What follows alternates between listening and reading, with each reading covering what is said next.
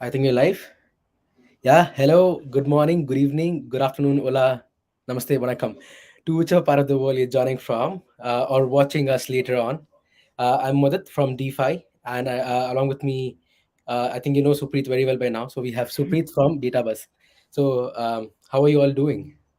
I guess we're live across platforms. Let us just quickly check that. We don't want anyone to miss out. Meanwhile, I see a hi from Mehdi from for Thom.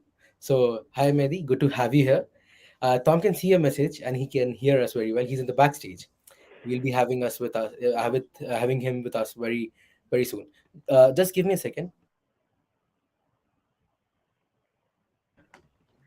So yeah, sorry. Yeah. So basically now, I'm just quickly checking if you're live. Supreet, you want to I think probably we're start off with an introduction of what Databuzz is, and then we'll jump off. sure. Yeah. Hi everyone. I think we've had a break where we didn't have the collaborative sessions, but we are back again and we have a few sessions very excited lined up in the coming weeks. And I think who better can start this collaboration session than Tom? I think the LinkedIn influencer himself. And if you follow him on LinkedIn, you see like he shares actively on some of the greatest data science resources, and I follow him very closely. So it's a privilege to host him today. And I will just give a quick introduction about Data Buzz if you don't know until now, and then I'll just welcome Tom. So DataBuzz is a volunteer-driven community, and our aim is to help people who want to pivot in the field of technology, AI, data science, irrespective of your background, whether you are from a non-tech background, technology background, and we do that by facilitating such sessions and also fireside chat series. So after this, you can also check some of the sessions that you might have missed on the YouTube page and LinkedIn page. So without further ado, let's welcome Thom Mudit. Yeah, Can we yeah. have I'll him probably here? give a very brief intro of DeFi for those who are Yeah. new. Yeah. So Mm-hmm. for those who are new, I'm Mudit from DeFi. I see a hi from Chetan Rituraj. Good to see you here. So we are a global community of AI, built by with the help of partners like Supreet and a lot of contributors like Tom. Tom has been one of the initial contributors in DeFi when we started, and over the past 2 years, we've built a community of over 100K plus people from 150 plus countries. So if you want to learn data science for free, want to interact with folks, um, I see Sahil asking why we aren't live. I think we are, Sahil. I mean, why we aren't visible. Can you try reloading once? If that doesn't work, let us know in the comments again. We'll Yeah, there could be a lag sometimes, so you will eventually see us. But if not, then please comment here. yeah, So, absolutely, yes, exactly.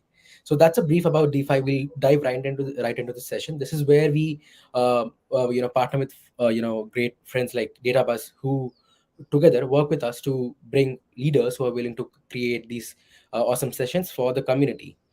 These are typically live hands-on sessions where AI leaders would come forward and share their expertise. So you can tune in every Saturday. You can actually mark your calendars too. Now, to give an intro of this session, I think Tom would be the best person. But a quick intro of him, I think a lot of you would know him as you might be seeing his post. He works in the logistics industry, yeah. and he also has an he's the founder of Integrated ML and AI, where he's also working on growing a group of data scientists that can create an impact. Along with it, this session will focus on CI/CD, which is more around, I think obviously Tom can explain it better. To give a quick intro, it's about getting the right processes to, I think, build and update models over a given period of time, if put it in a very simple language. But yeah, with that, as Supreet said, without any further ado, let's go right into the session and have Tom online with us. So, hey Tom, hi. Guys, good to see everyone. I just have one question, and I can't interact with the comments so the crowd knows. So, Mehdi, really great to meet you here too. I'm glad you're here. You go. Let me know you're here, because if you're here, I know I'll do better. You goes my Nigerian son. I'm really excited to give this talk to you guys.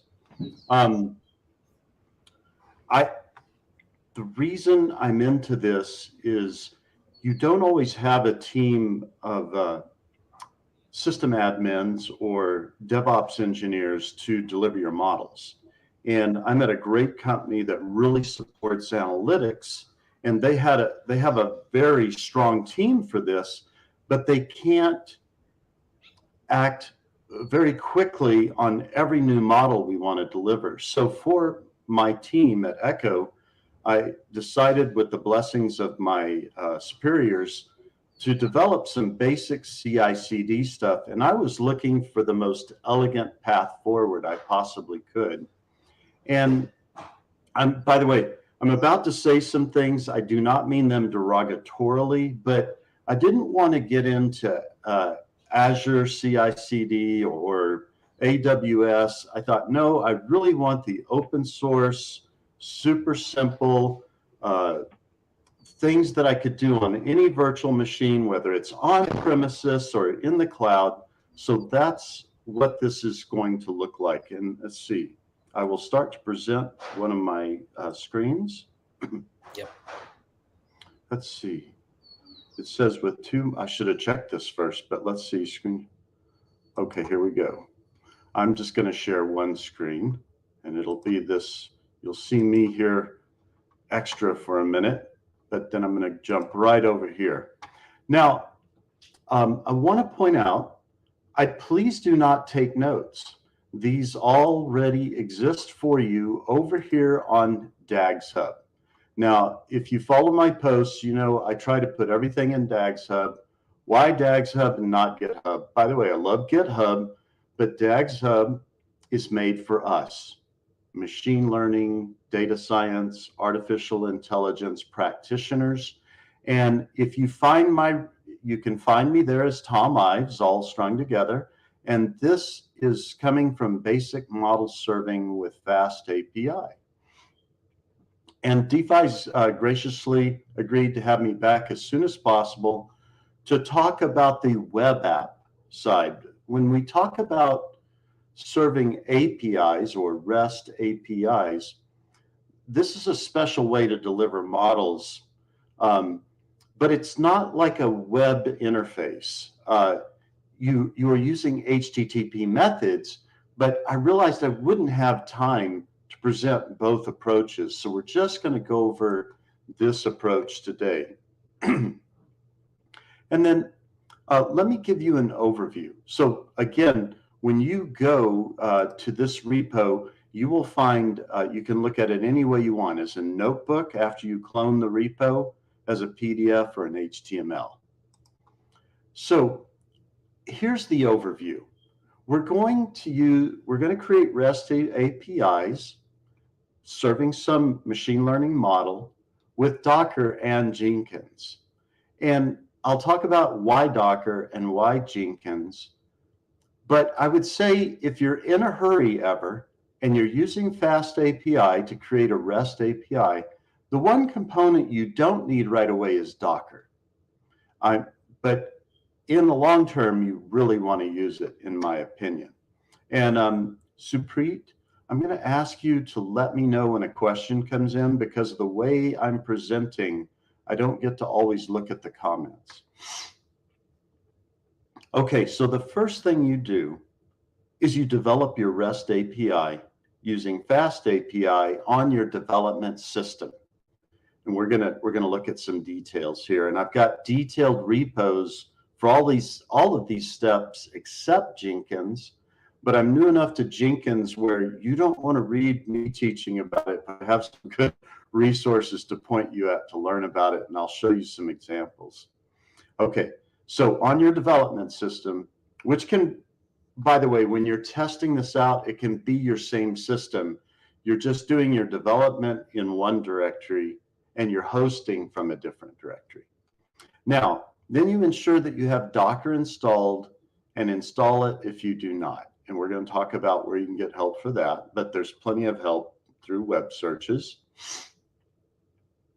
Then install the latest Jenkins long-term support version on your host system using the generic Java package.war method. I will show you all that. Then you create a GitHub repo to hold your code. This is your Fast API code and more. And then your dev system will hold a clone, but it's that's your working copy where you're updating things, you're trying new things. That's that clone. But and this is the one that you make changes and improvements, commit and push from. This is your dev system or dev directory. But you also clone your initial code to your host system. This is where you're serving your API from. So this could literally be DigitalOcean or Google Cloud Platform or AWS, like those. And then, but you have, what I'm seeing so far, you have to do it in a location that Jenkins can get to it and see it. And again, I think Docker's important, but when you're just really in a hurry, the main components are getting fast API working with the Uvicorn server. We'll go into what the Uvicorn server is, and getting it working with Jenkins. Then, if you're using Docker, create a Docker image and run its container for your API. Now, again, this is a REST API created with Fast API. I'm just going to call it an API moving forward. Write your Docker file that will create your Docker image. Then you build your image. Then you run your image in a Docker container with a directory from your machine mounted to your container. Now, what this means is Docker is a system.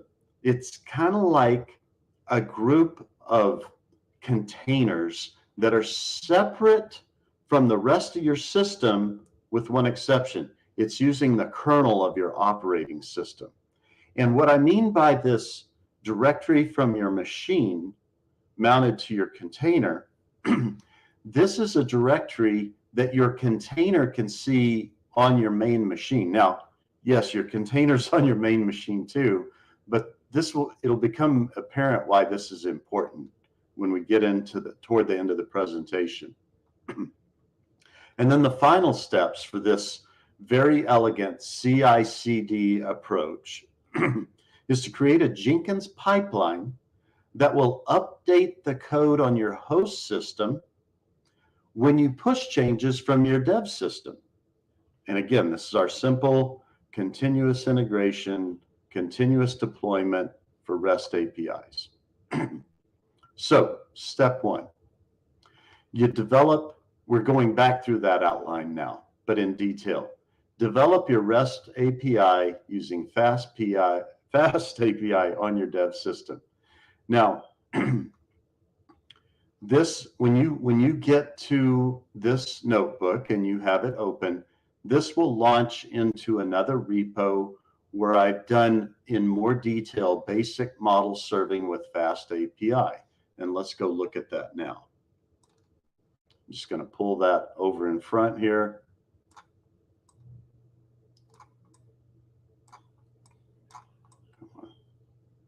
There we go. And so when you arrive, and if you're looking at the notebook view, it's going to look like this. And I just brag about Fast API. I've interacted with the creator of this a little bit. When I announced to the LinkedIn community I wanted to get good at creating APIs and do it outside of those various systems for my own reasons, many of those people encouraged me to check out Fast API. I was very glad they did. So once you're in Fast API, once you have a system for Fast API, and by the way, you Pythonistas out there, if you haven't gotten into virtual environments yet, I can't encourage you strongly enough to get comfortable with them. Now, I like to use virtual environment wrapper, and I do have some helpful material on how to get started with that. But even if you just use the basic Python virtual environment creation, and you're careful to put those virtual environments in a common place, and you make sure they're on your path, you can activate those carefully from anywhere with certain scripts. But to manage multiple ones, that's why I like virtual environment wrapper. But these steps I'm about to show you, I would highly encourage you doing them in a Python virtual environment. Now, You can see here's the virtual environment I'm using in this notebook. And if in this virtual environment, I had not already pip installed fast API, I could do it this way with this exclamation mark right in front of the pip. That will turn any notebook cell into a terminal, basically. This basically takes you out to the command line, but in this case, it would run it in this virtual environment. And then we need Uvicorn. Uvicorn is a server that works super well for Fast API. I've never tried to use Fast API without it. And when you do the pip install with Uvicorn, if you want to get just the standard version, you can do that in quotes. However, if you put this in a requirements.txt file, you do not need these. You only need this middle part. And of course, in a requirements.txt file for pip installs, you don't put the pip install part, of course, because what you say is pip install.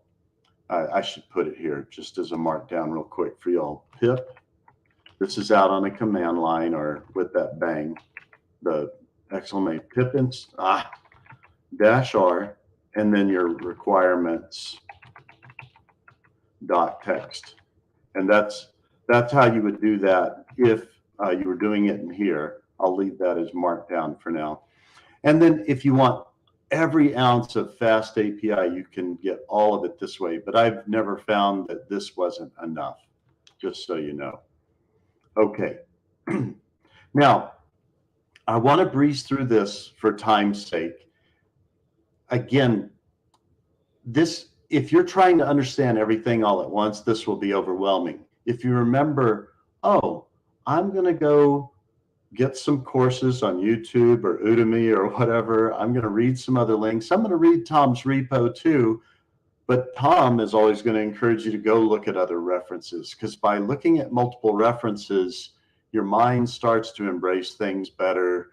It becomes more comfortable. Be patient, gentle. This stuff, there's a lot of moving parts to all of this, even just the Fast API part. But we're just going to look at the REST API code in Fast API. First, we do the imports. And of course, we're going to get Fast API from Fast API. There's a reason we're going to use Pickle, because we're going to store the machine learning model, the actual model class instance, using Pickle. And Pydantic is a way to define data types in Fast API. In fact, Pydantic is one of the modules in Fast API that makes people love Fast API. It just makes the data formatting, passing it in and out through HTTP methods much easier. And then because inside one of these base models, one of these Pydantic data models, we're going to need a type of list. We've done that. And then we get right to it. Here's an example of using Pydantic. I've defined a class called features. I'm inheriting from base model. I'm passing a string in just for convenience, or using a string. And then my data is a list of floats. That's that simple. Now, at this point, again, we're doing a flyby to get you guys acquainted with this. If you were to get into this yourself for real work, you're going to get some bumps and bruises along the way, like I did, probably fewer than me, but take it easy, do one step at a time, build, test a lot, like build a little bit, test a little bit. You'll be happy you did it that way. Now we're just looking at the pieces of the model now. So for a model I've already trained, it's stored as a pickle file, and I named the file this, and this is how we would reload that model. And this is important because in the grand scheme of CI/CD, I might get some new data. And on my dev side, on my dev machine or my dev area, I might retrain that model. And I'd like to save a new version of it. And then Jenkins will see that I've updated my GitHub or my repo, By the way, it could be an Azure repo, a DAGs Hub repo, a GitHub repo. I chose to use GitHub just for familiarity with people in this presentation. But we're going to go on ahead and load that model, and I called the instance of that train model mod_LR. Now, this is the most important part. Without doing this, you don't have a REST API using Fast API. Now, I'm only going to show the post method in this presentation, but you can do all the methods, and I have an example built that works really great for Fast API that uses all these methods together. I'm just still getting it refined before I release it into a repo, and I'll share that in a post soon. But if you follow me on LinkedIn, please, all of you, welcome you to connect with me. But click that bell when you see one of my posts, and you'll be alerted. But I do very few, and I'm not against this. One of my best friends, Mark Freeman, does all these cool memes. I do a funny video once a quarter, maybe, okay? But most of my posts are hardcore technical code from scratch, or here's this great new tool. And if you follow me or you go look at my old post feed, you'll find locations, but I'm trying to get in the habit of putting all the stuff that people have asked for code for in DAGs Hub. So if you just peruse my DAGs Hub repos, I put rich notebook files in every one of those repos to help you understand what my explorations were, and this one's the same. So now we get into the actual code inside the Fast API code, and if you're not familiar with this, this might look like, what the heck is that? That @ symbol indicates for this app, which we just defined right there, we're calling a special version of this called post. And again, you can only use one of the HTTP method types, but it's lowercase. And there's more than just these four. These are the typical four. But this is called a decorator, and this is called a route. And this allows us to have a special route and by the way, we're going to access this through a URL. So this is our route for actually sending up data and getting back a prediction. That's all that's going on here. And thanks to scikit-learn, this is all we have to do. Why predicted? I should have wrote out predict. Here's that model we loaded right here. And then the predict method for that instantiated class. And then we're literally passing in this features. We've defined it. It's a type of features, the class we defined above, the Pydantic type base model class. And we're saying features is features, uppercase, and we're looking for the data to pass that in and get a prediction. Okay, then we return the prediction. Pretty cool. Now this will, whatever terminal you launch the Uvicorn server to run this API from, it will also print out the prediction inside that terminal. But it'll also, whatever the calling routine is that's doing an HTTP post request, will also get the return value of this data type right here. This is a JSON data type, which is pretty much a Python dictionary. Okay. Now here's all of that code in one spot, because we've been scrolling around, and I don't know you, I hate watching people scroll in a presentation, but it's necessary sometimes. Now again, we don't need these print statements. I'm doing this for extra information.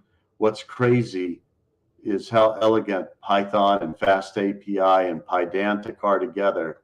Imagine we got rid of this and this, how much tighter this code would be.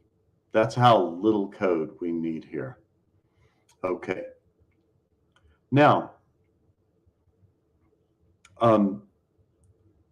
this, I don't want to go into too much detail here because of the limited time we have. Oh, and if you guys want to have, I would prefer to keep doing these through DPhi, but if DPhi has limited time and you're running into problems with these, we could have a Saturday session where I help y'all troubleshoot, but I would rather do it as a group because people just learn better that way. Just be brave. We all make mistakes in our coding and need help troubleshooting. So, but if you follow these notebooks, you'll do pretty well. But I'm just saying it'd be nice to have a session. Now, this is the code I use to create fake data and train that model. So I create the random data. I use these coefficients on those features to create the labels or the outputs. I create some fake noise. It's a small amount of noise because I'm multiplying by 7% twice here. And then I do a train test split, and I train the model on the training data. I go ahead and score the model. I print the coefficients just to see that they're close to the starting coefficients up here, because again, we're faking this, like fake data profits, I like to call it. And then we create the model file name, and we literally store it as a binary, doing the pickle dump method. And if you're not familiar with pickle, it's a lot like JSON, but you're storing it in an unreadable format, but it's a very tight format. And then I'm also saving all my test data as a NumPy data storage object that I can reload later. Same thing, same spirit as up here, but this is the model code, or the model itself, the instance of the model. This is the test data. And I'm treating this like new data, pretending, hey, we only know X test. I'm also saving that, first creating a data frame with it. Excuse me. And then naming those features like I had them and saving them in a CSV file that I can reload later. Now, imagine we weren't doing fast API. We were just reloading this model later. So this is the code I would do that with. And just so you know, the names of these in the repo are these. They should run from in these cells because I originally tested it that way. But you can run them separately over here too. And then here, I'm just importing the stuff I need, defining this handy metrics function. And then I'm reading in that model file. I am reading in the NumPy data, and oh, this should have been a comment. Sorry for that. And then I'm breaking that data back up into the features and the labels. These are just NumPy slicing here. No big deal. If you're not familiar with NumPy, really pays to go through the basics of NumPy, especially in working with the arrays and how to do this stuff. But here, this just means I'm looking at all rows and all columns except the last one. This means I'm looking at all rows of the last column. So all the first columns are the features, and all the last column is the label. And then again, I could have loaded in the CSV data with a pandas data frame. I just chose to go this way. And now, because I've loaded that model, hang on one second, guys. Hey guys, I'm on a call. Okay, thanks. Big household. They don't always know when I'm doing this. So why predict? Here's the model instantiation that I loaded. Here's the test features. And then I get to right away see how well did the model generalize? We used the training data. How well does the Y test match the predicted? Because these are the known labels, these are the predicted ones. Well, that's all great, but what if, and that's without using Fast API, that's just using that model.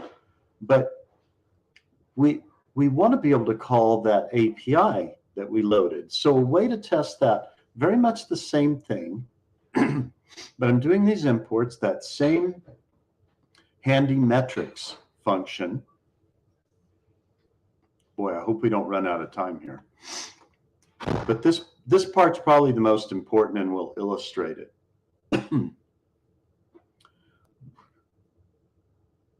So this time I am loading X-test using the CSV file that I saved using pandas. And I'm pretending this is new data that I don't have the labels for yet. And so I'm going to turn those into values. This loaded as a data frame, and now I'm just getting the values from it. Very common machine learning methods. If you're new to this, please don't be overwhelmed. Every one of these things is a step to learn, but once you're familiar with it, it becomes like a good friend. Data file name, I'm loading that too, just so I can get at the labels. And you see this time, I only loaded that last column to get Y test. Again, because we're pretending we don't know the labels, but we actually do. And I'm going to store, I'm just creating an array to hold the predictions from the REST API that I'm about to call. So I'm going to go through each row of X-test, all those test feature values that I loaded. And I'm going to get the, excuse me, I'm trying to remember what I did myself here. Well, I'm creating the note. It's just going to be a string. And in this case, it's just a number that I'll show y'all. It's the first element of this one row array. And then I get the rest of the values in that one row array, and I turn it into a Python list because, sorry, I love to do bad grammar. My only child attempt at being humorous here. Pydantic does not like NumPy arrays. So this is just a method to take a NumPy array and turn it into a Python list. No big deal. Then my features, I'm defining those. I'm building this up. So I created the note and I'm making it a string, and I've got this array, this Python list, and I'm calling that my data. And look what this is so elegant. I've got Python requests. This is the Python module I uploaded above. And I've got this post method from requests, and I've got my API URL. Now, this is the local host URL. And you'll notice that it's not a secure server. It doesn't need to be secure. We're doing it locally. But if you were running this from the cloud or, out off the premises of your company, you'd probably want to use HTTPS, and then it would be either, if you were doing it in a dark web sense, this would be the URL of your virtual machine, say on Google Cloud. But you could still be on 8000, and there's that route we created, the run model route for the post method. And you see, we're doing a post method. Now, this part's really key here. When we're going to get, see, Jason loads response text. Oh, yeah. We're going to get the response from this call to this API. This is literally the post call to our API. We're posting up this feature data, and we're getting back this response, and we're getting text from it. And I just want the value part, the prediction part. It's returning more than that. It's returning the note too, just for bookkeeping purposes. But remember, we created this list to store these. I'm storing each output. from that. And then down here, I'm turning those Y predictions back into a NumPy array because my print metrics routine really likes that. So what I've done is in this loop, I've looked through every test record feature, excuse me, every record of test features, one by one row at a time. I've gotten a prediction for them. I've stored them in our array. I've just turned it back into a NumPy array, and now I'm seeing how well it did. I'm going to let y'all run that on your own. I'm going to tell you, I'm going to trust that you guys believe me. It worked great. Okay, so now I've got this preloaded for time's sake. I'm going to pull over a terminal window. So I'm already at a place where I've got some code running that will run this model. So I called it Run Model API, and this is how you, this is how you start the server that will serve up your API, your REST API. And you do it just from a command line where it can get to it. Notice I'm in my virtual environment, Unicorn, and then just to show you, here's there's the API code with Fast API we looked at.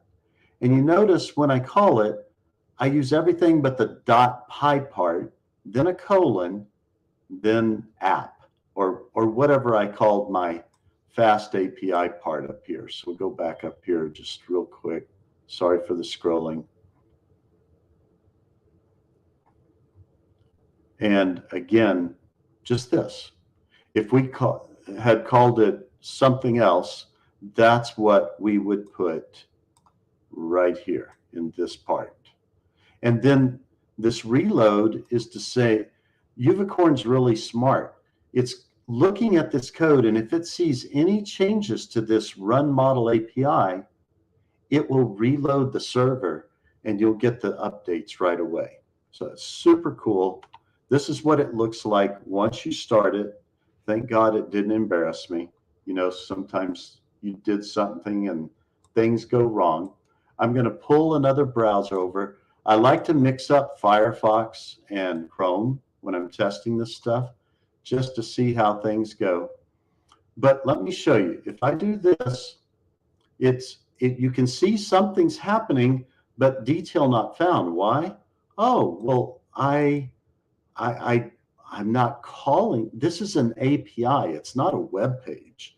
It's kind of like, well, it does HTTP methods, but I want to go to this. Oh, now I see something. And this is the cool thing.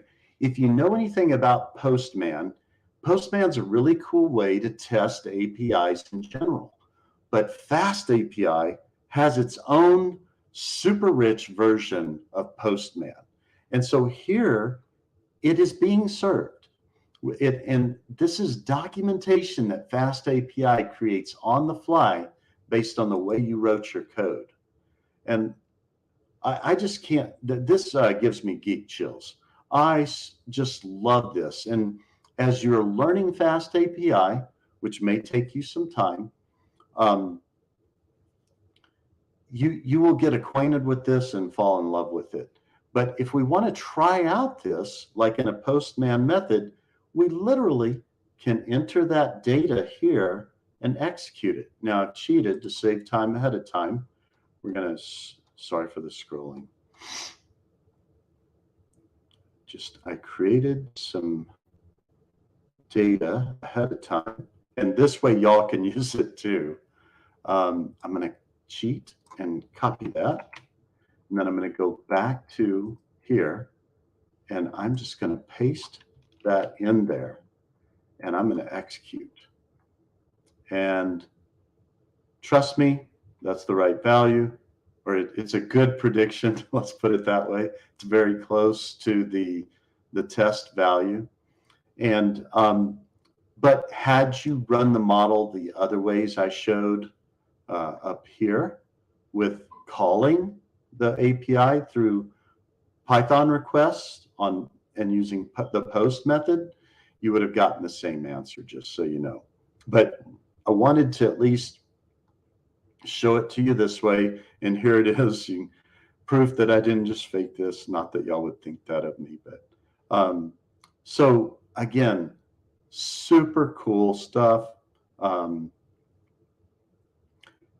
After I ran all of this stuff, like we talked about here, here's how good the predictions were on all the test data. Okay, pretty cool, huh?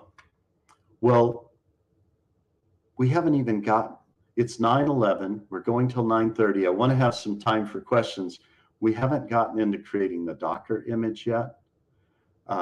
Running that image in a Docker container and then looking for changes with Jenkins and it automatically updating everything. Well, I'll keep growing this repo, and but let's go back to the main repo now and look at the other parts. And one thing I want to be careful to do,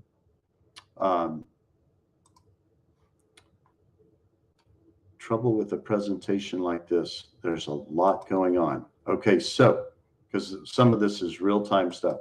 When you know you're done with serving your API, and again, if this were up in the cloud, we wouldn't want to do this. Control C. I just shut that server down just to show you that it did in fact shut down. I'm going to move that out of the way. And we're going to go back here. If I update this, hey, I can't get to that. Even if we just get rid of this stuff, you know, it's gone. We stopped serving it because we just Control C and shut it down. Now, I want to encourage you guys to avoid something that I learned the hard way. I fell in love with Fast API, and I thought, oh, I can really serve my company great with this. And I dove off into the weeds with some, and I don't mean to, I'm not insulting these YouTube videos, but they were creating web APIs using Fast API. And meaning, in other words, it's a web page that has user interfaces and all that. Boy, did I go out in the weeds trying. I got it to work. You can do it, but there's so much better ways to do it, which I'll present in the next time. But now what we want to do is talk about Docker. And so I'm going to move this guy back out of the way because we're kind of finished with him for now, but not completely. And then we're going to go back to the rest of this presentation, the overall CI/CD. So that was developing the REST API using Fast API on our dev system. Okay. For the Docker part, sure that you have Docker installed. And here's a link to a rich repository system where I go through a series of notebooks that also have associated PDFs that I used in a series of LinkedIn posts. And again, I think they're pretty good. I got great feedback on them, which I was relieved for. I always want to make sure I'm being helpful. But there's some great links to other materials. I like Warp 9. They have they have courses for CI/CD stuff and other things on Udemy and on YouTube. And I also like Coding with Mosh, M-O-S-H. But there's many good sources for learning Docker. It's actually easy from web searches to figure out how to install it on your system.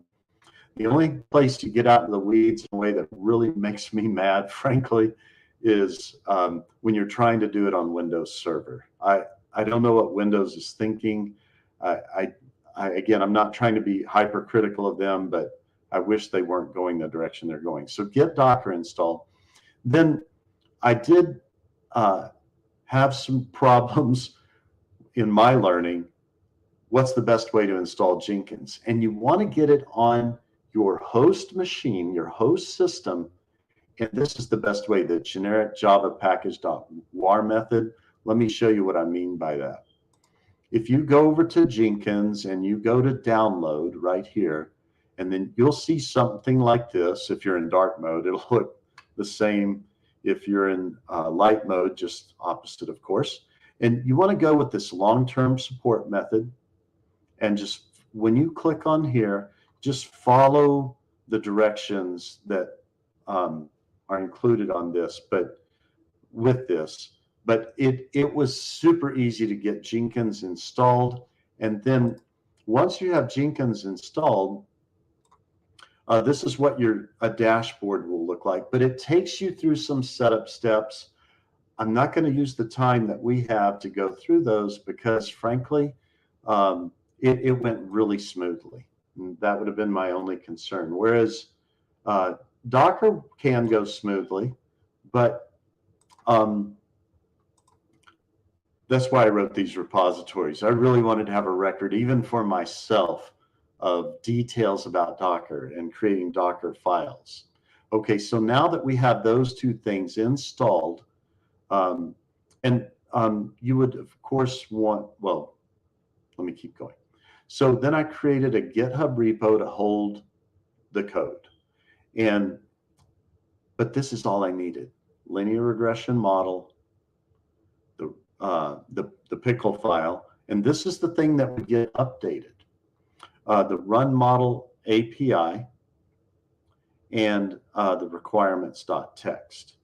And this would, a note, what's really good about using virtual environments is then if you have a separate virtual environment for this work and you've kept it lean, you've only pip installed the modules you needed, then you can do what's called a pip freeze. It'll tell you the modules and their versions, and you can install those specific versions. And then when you're creating a Docker image, you can use those specific versions, the way you write your Docker file to create your Docker image. And it's like creating a new machine, but basically an isolated set of code that's ironclad. And until you change those versions, everything will work solid. And that's why Docker is so popular. Things don't break when the system has a certain update of something. But this is just to show you that I created that repo, and there it is if you wanted to leverage from it. Now in your dev system, it'll hold a clone. So let me come over. I'm going to pull another window over real quick. And here is my dev directory. So in my GitHub repos, I've got my model serving with fast API. And here is the same files that we saw in this repo right here. You see they match. And then when you make changes and improvements and commit and push, you do that from the dev system. Okay, now you clone your initial code to your host system in the correct location for working with Jenkins. So let me show you what that looks like. I'm over here, and here's my Jenkins workspace. Here's my home directory, .jenkins workspace, and you can see here's our model serving API, and there's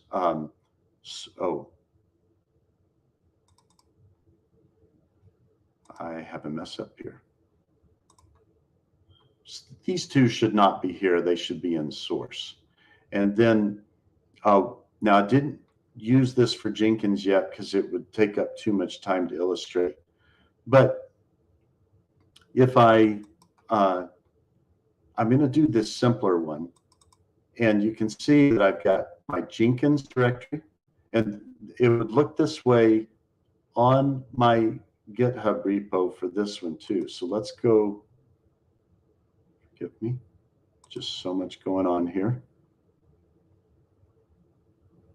I was afraid of this.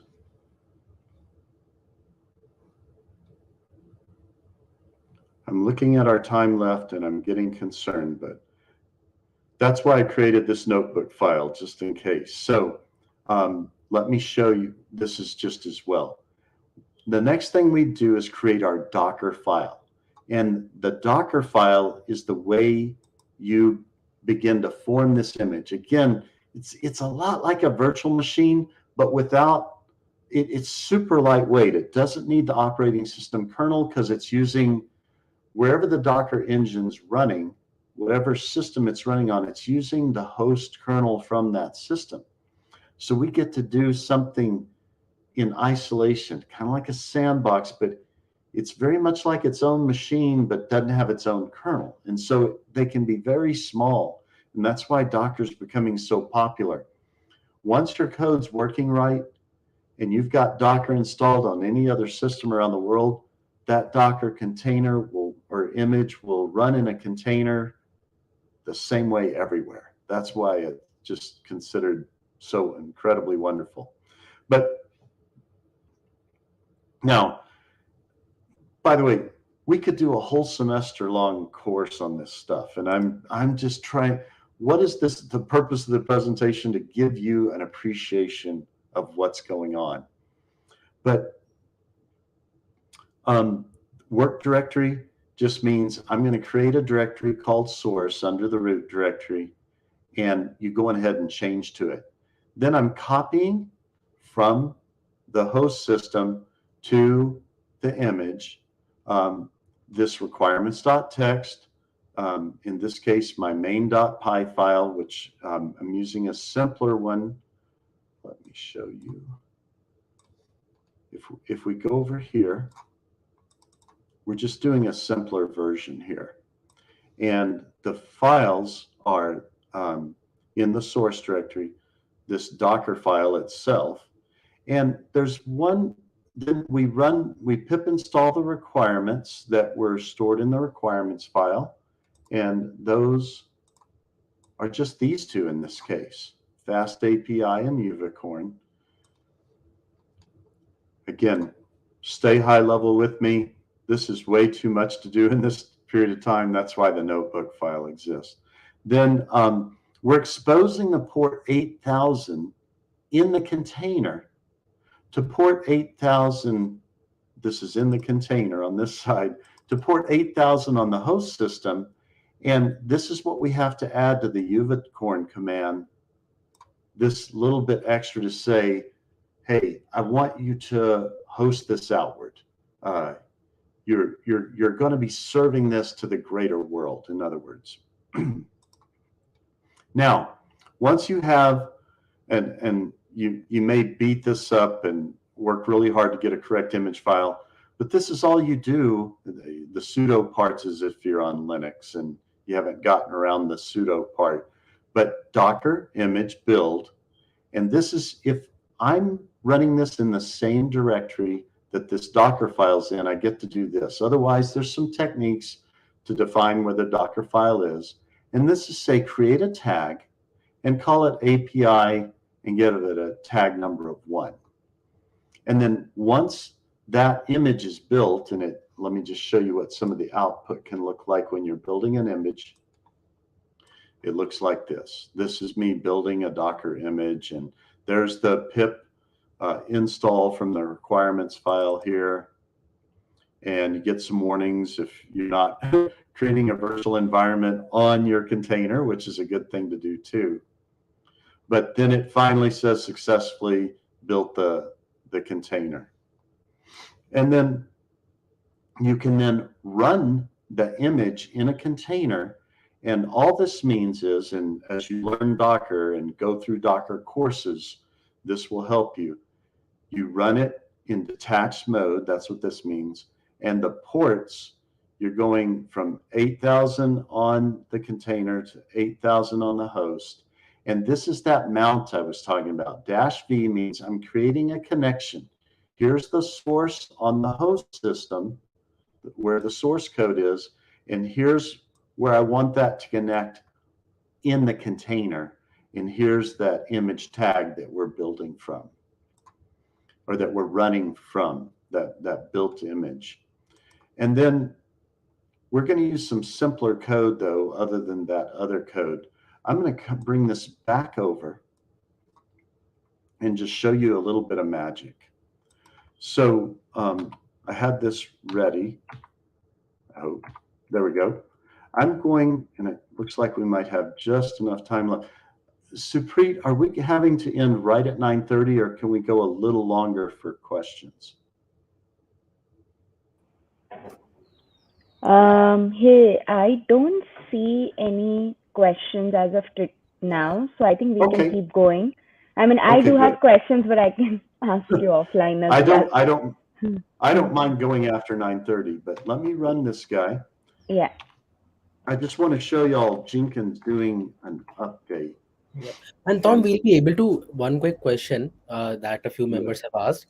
We'll be able to share the code with them, right? Over chat. Oh, yes. Yeah. That's why what I want you, if y'all sign up for a free dagshub.com account, then you can find me right here, Thom Ives.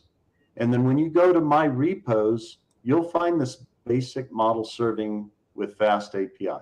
That's why I created this. And here's the HTML, the notebook file, and the PDF file. Everything I'm presenting in greater detail. Perfect. Okay. So this container is running and started. And over here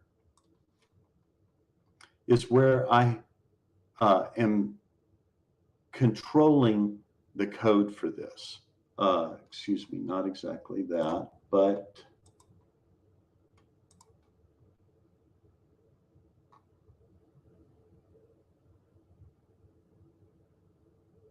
hang on, my bad. There we go. Okay, showing y'all now. Now, here's where I have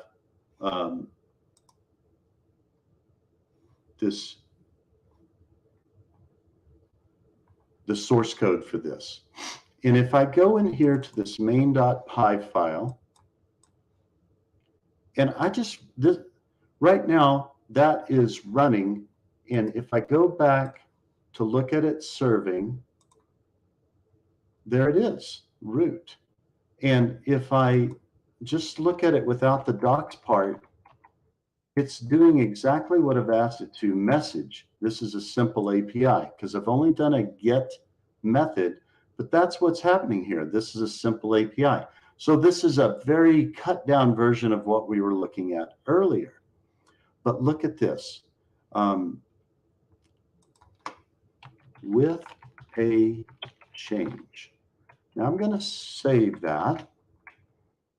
And I'm going to just move that back out of the way. And here I am here. I'm just going to open this in a terminal. This is a Git repo at this level. And so back to that. So I'm just going to add any new changes. I'm going to commit this. And I'm just going to say made a small change. And then I'm going to push that. Well, this Jenkins file that I set up over here, now I just pushed that to the GitHub repo that this Jenkins platform is watching for. So we're going to go over here, and today, this shows you how late I was up, but it's going to take a couple of minutes, and it'll see the change, and it'll basically automatically update the place where this is being hosted, the repo where this is being hosted. And I'll show you all the Jenkins file while we're waiting. Let's see, I think I can just do this. I knew this would be a hard presentation to give because of all the moving parts, but I want to show you guys. I'll leave that there. What the Jenkins file looks like. It looks just as simple as this. Now, this makes perfect sense to me, but after you've gone through a Jenkins course, this will make more sense to you too. And but this is just what's called a pipeline script. Oh, now this is starting. It triggered on a change to my GitHub repo, and hopefully it runs without errors. Thank God. It would have been embarrassing if it didn't. But basically, there's even tools inside Jenkins to help you know how to write some of these scripts. But notice I'm just doing call out to the shell. I'm changing directories to the right location.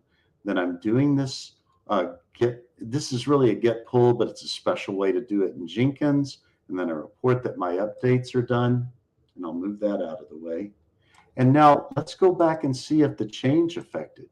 Hot bang, look at that with a changes.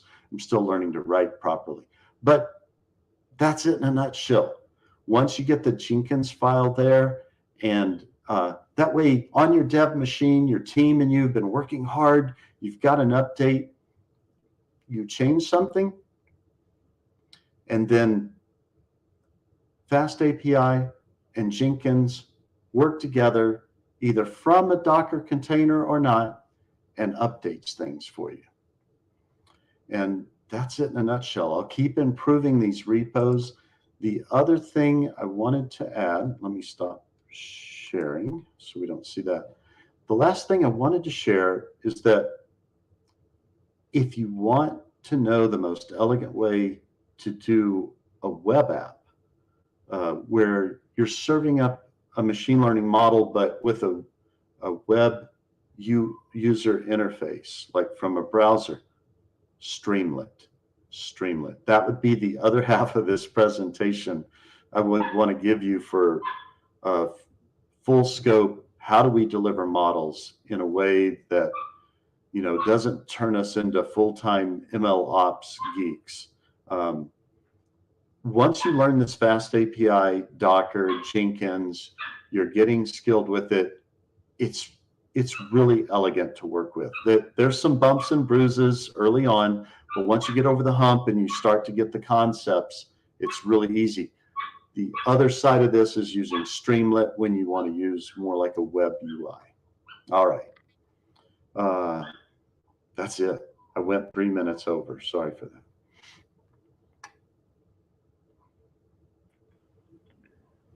No worries, Thom. So my question for you is, what is, like, whatever experiments you have performed, do you feel that this is like better in one model over the other, or it's better for supervised learning versus unsupervised learning, or do you see any challenges in, vanilla algorithms versus more complicated algorithms? I have a great answer for this just because of recent experience, Supri. Okay. So at my company, we're a whatever group. There's people that love R, there's people that love Python, and we get along.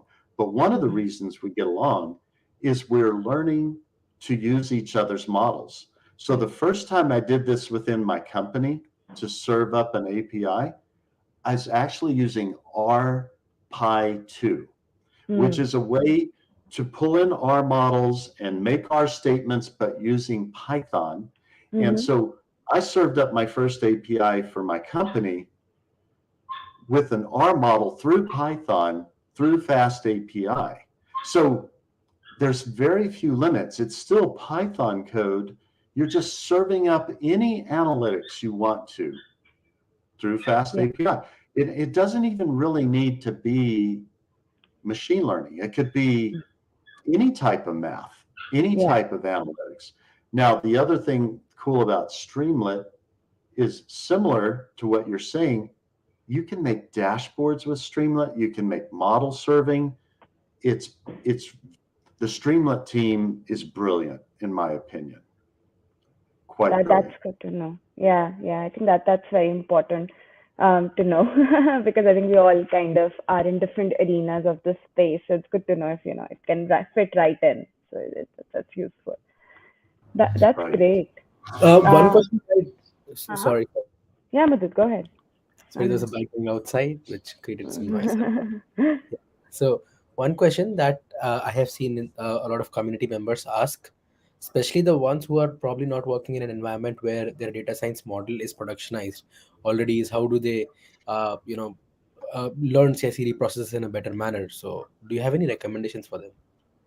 So man, I'm really glad for these particular questions because I don't want to come off as bashing Azure, for example. Hmm.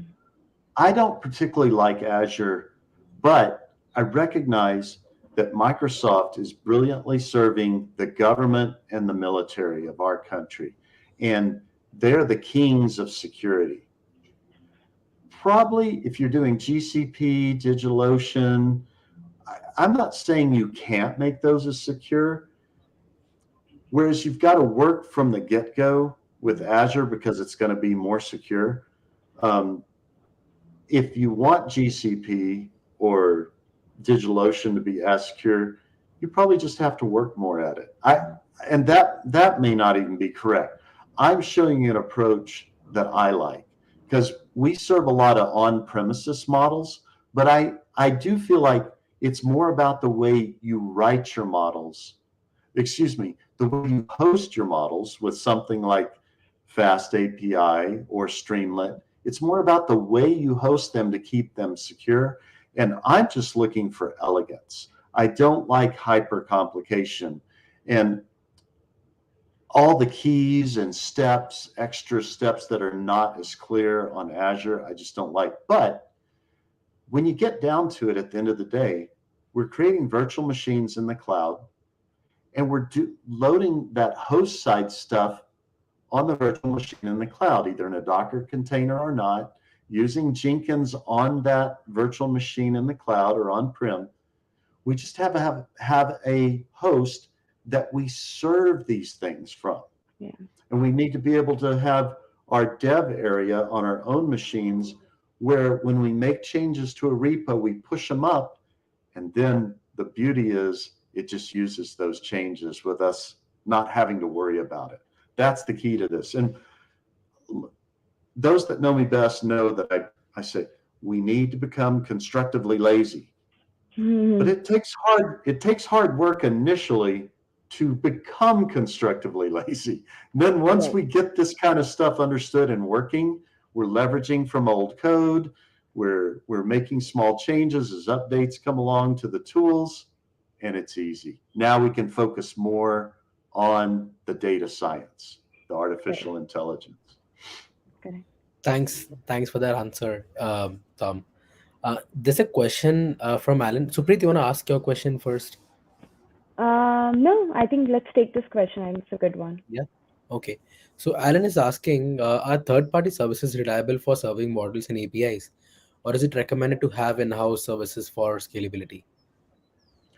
Actually, in my house at Echo, which I love my company, by the way, um, we have on-prem, but we also can use AWS. And it may be that my team will switch to something more like DigitalOcean or GCP. We'll see. But yeah, I think when you say third-party services, in my mind, we're talking about virtual machines in the cloud. DigitalOcean calls them droplets. GCP just calls them virtual machines. Right. Google Cloud Platform, et cetera. So yeah, but to me, I don't want, I just want to be able to still use, if something's in the cloud, to me, it's just a virtual machine. It's still a computer. It's just out in the cloud. It shouldn't be a whole lot different than me working with an on-premises machine, Right. something within the firewall of my company. Yeah. But So there's an important, I mean, I'm so sorry. There's an important no, thing Alan it's okay. has added as a clarification to his question.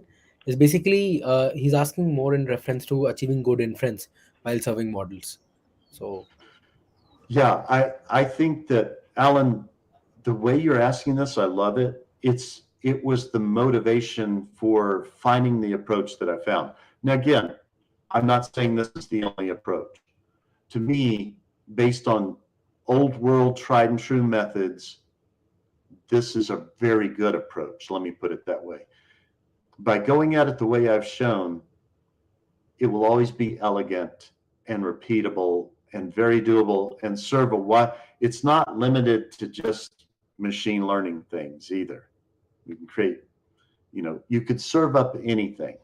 You could just make it a lookup engine, really, with Fast API. Okay, thanks a lot. Yeah. Oh, Alan, yeah. So Streamlit's awesome. They've just Pythonized a lot of JavaScript type operations and HTML operations. Once you get into it, you go through a good course or two on Streamlit. In 2 hours, you'll be making, I can't believe I'm doing this. And it's super easy to serve up too. Okay, Frank's saying, could you please name the most important notebooks you showed in the presentation? Absolutely. I would say it's this simple model delivery Fast API in my basic model serving with Fast API repo on DAG's Hub. And in fact, if y'all could copy, I know what I can do. You can Let's send do the that. process. Yeah, exactly. I will send it in the private chat and they can post it. So that way y'all have it. And then, of course, the extra benefit, Frank, I think you and I are first level connections, Frank. But if we're not, send me a connection request and you can just say, hey, Thom, will you share your DAG's Hub repo stuff with me? Absolutely. And hopefully, I have a new puppy and I've been learning this stuff intensely. And I've been having too much fun in my professional role. That's why I haven't been posting as much lately. I hope to post more, and I'm going to be starting with this stuff. And so I hope that will help catch me up on LinkedIn. Just so you know, integrated, mostly me right now, but other people will join in. I'm sure I'll be taxing Hugo to help me. We will be launching a platform. And that's a big reason we're investigating this stuff, because this isn't just from my professional role, but we saw this stuff as being important to the way we're going to release our own platform too. And we thought I decided I'm not insulting people that still write books and have them a good publisher publish them, but I looked at the types of ways I was helping the community and I realized books weren't going to do it. Why? Things change too fast. And people need to interact with what I'm delivering. And I'd like to be able to deliver it in pieces rather than wait till it's all done. And for the way I'm trying to serve the community, books aren't just going to do it. So we're creating a platform. And these repos are a big way to start doing that. Yep. There is one follow-on question from Frank on your DAG's Hub repo itself. I mean, he's asking about the Docker's notebook, I guess. Okay. So there's instructions. Oh, I see what he means. Yeah, let me get that. But there's a link to that when you go there. I know y'all can't see me doing this right now. It's called Docker Mastery. I'm going to it now, and I'll add that in our private chat so y'all can share it.